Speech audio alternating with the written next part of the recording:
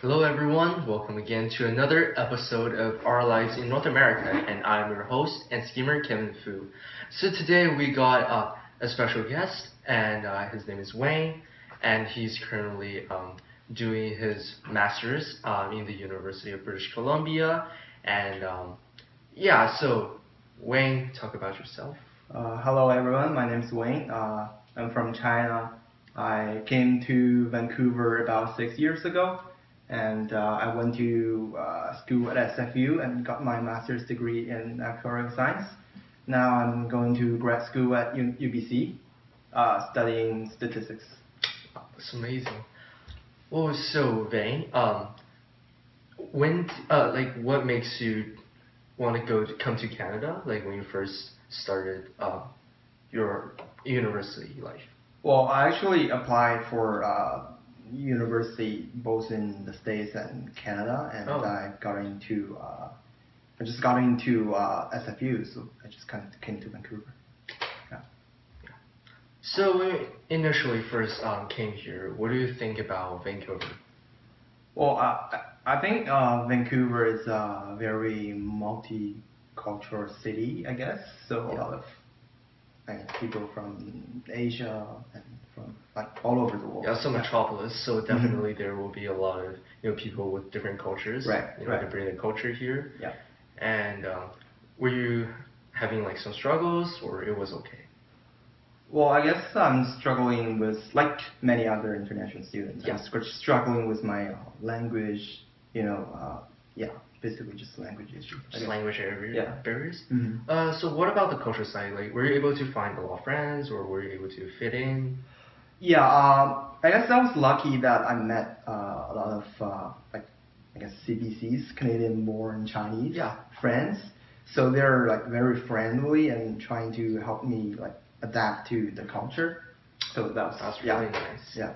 So it wasn't really hard for you to kind of really merge because you got all these friends. Yeah, I guess so. Yeah, because I live in the dorm and at SFU and met all these friends. They basically introduced me to their friends, so I guess it was okay. Yeah, it was okay. Mm-hmm. Okay, nice.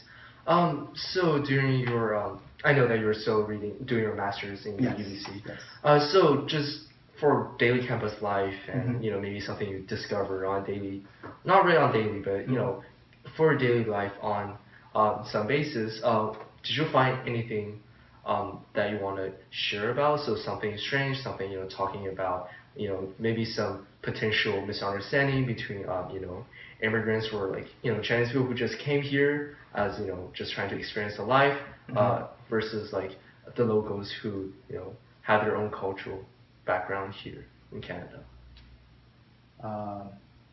Well, I think I have experienced some sort of misunderstanding between Asians and Canadians. Yeah.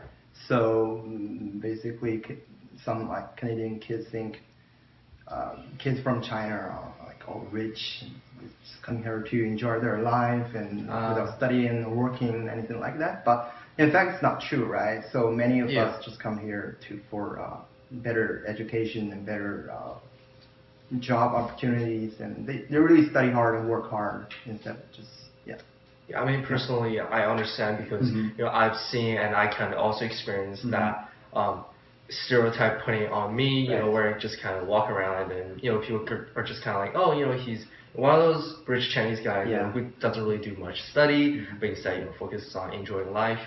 And I mean, they're only just a small group in our whole Chinese population here in Vancouver, but there are always discrimination putting on us because they don't understand, right? Right.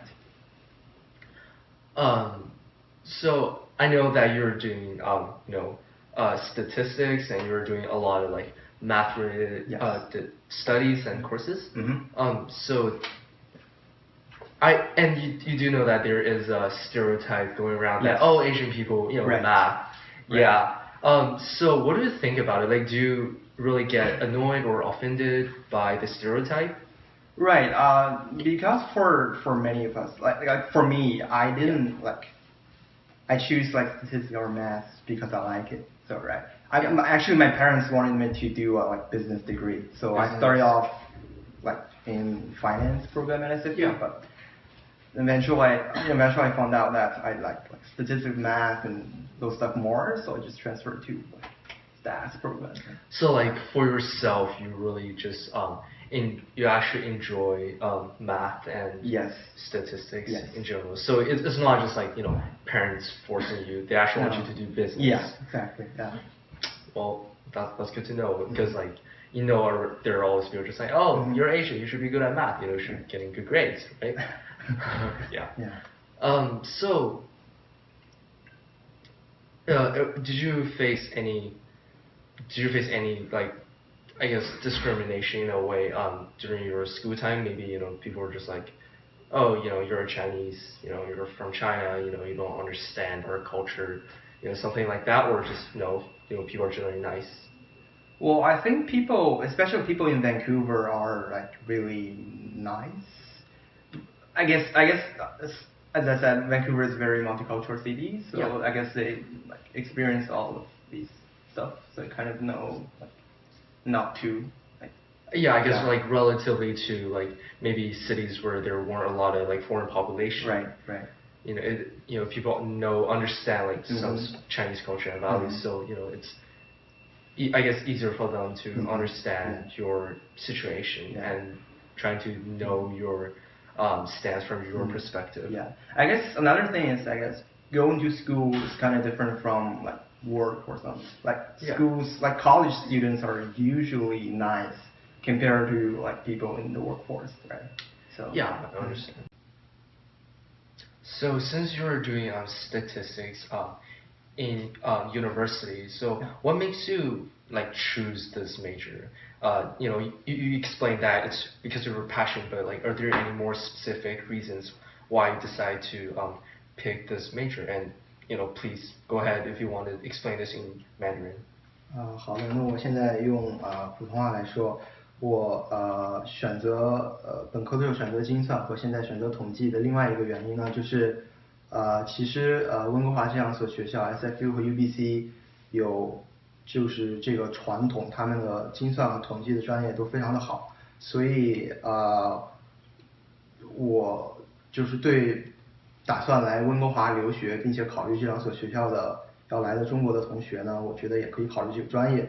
然后其实像我之前在 SFU 读 Finance， 虽然我现在后来没有再读它，但是它这个专业也是对于之后你留在温哥华然后找工作的话也是非常的好，所以我还是非常鼓励中国的年轻一代的留学生来这边接受加拿大的教育，因为这边的教育和国内比起来相对还是比较有一点优势。虽然现在中国的发展很快，但是从教育来讲的话，我觉得这边学校还是有一定的优势的。Yeah, so you said there are some advantages. Can you like be more specific and maybe talk about the advantage? Is it because of the faculty, like the staff, or is it equipment, opportunities to study abroad, like even more abroad, like Europe, or is there anything more like specific that helps to make the education experience here better?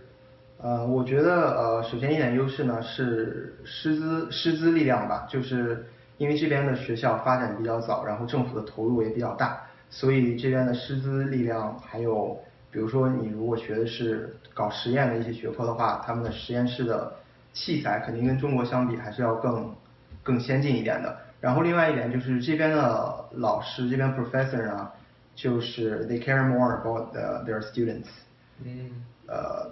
对，所以我觉得这些还是很好的，跟国内的一些大学比起来的话。Yeah. So eventually you will graduate from university, and do you have any plans? Like, will you stay in Canada, or will you like go to the States for a better opportunity for jobs, or will you go back to China and maybe build your company or do whatever you want? Okay. 我原本的打算呢，是因为中国现在发展非常快嘛，我原本打算是在这边学到了知识之后，然后回国发展。但是现在呢，就是我也想考虑一下，因为温哥华现在的发展也非常的快，就很多大的像在西海岸嘛，很多 IT 公司也打算到温哥华来发展，所以我也会考虑在温哥华先找一下工作，看能不能找到非常合适的工作。但是最终的目的的话，可能还是回国，这样。Yeah, I mean, you're academically really strong, and you did all you did statistics, you did math related, I mean finance, and I mean you're probably very experienced as you also worked, at Pacific Center. So do you think how will you use kind of the knowledge you have and to help you know either help your society or help your own country? 我觉得是我学的专业呢，统计和数学是我个人认为是很多学科的基础。比如说现在很火的 artificial intelligence， 然后这些学科，他们看起来现在非常的，大家看起来他们当然非常的 fancy， 但是很多东西是需要很多懂，比如说统计、数学的人去来建立，或者是就去建立那些模型，来让他们去做一些非常有意思的东西。比如说我们看到前一段时间 AlphaGo， 然后它非常的聪明，可以打败很多的就是人类选手，但是在后台是有很多人的团队，这些人都是来自 computer science、math、stats， 需要这些人去真正的去 work on it to make it work. So I think, yeah. Yeah, so just kind of a conclusion on what we just talked about for the past couple of minutes. So you didn't have really had struggles, because since you spent a lot of time in China, it's not that hard to find friends here who actually understand the situation in China, and you were able to adapt rapidly, and then it's not that hard to find a job, and then you were able to using your strength and to apply master and go to UBC and study there, right? Yeah. And I think for Wayne and to learn from his stories, we can always see that with strong will to study, and if you have the knowledge that you need to help either the society in Canada or decide to go back to China, it doesn't really matter because you will always help someone. And as you can see, our stories are not always really hard. Our stories is not just, we spend a lot of time trying to understand the society. We have difficulties, we have barricades between cultures, and we have language barriers. As the example of Wayne, he did not really struggle to actually merge into the society, and in fact, he was able to keep his heritage, but then at the same time, to actually live within the Canadian mosaic multicultural society we have today. So thank you for your time, Wayne. Thank you so much. Thank you, Ken. And thank you guys for today.